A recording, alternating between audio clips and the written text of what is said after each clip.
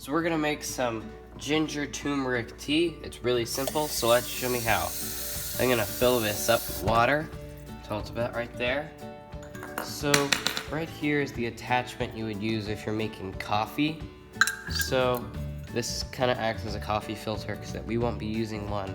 It's kind of almost built in. So we're gonna set that right there and cut some slices of ginger. And we'll just put those in. And cut up a little bit of turmeric.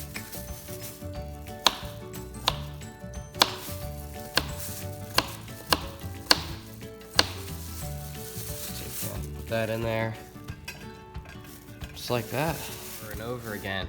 And you could just put it in the refrigerator whenever you're done, because this comes just right off like that. Now go ahead and put the lid on it and plug it in and let it soak and steam.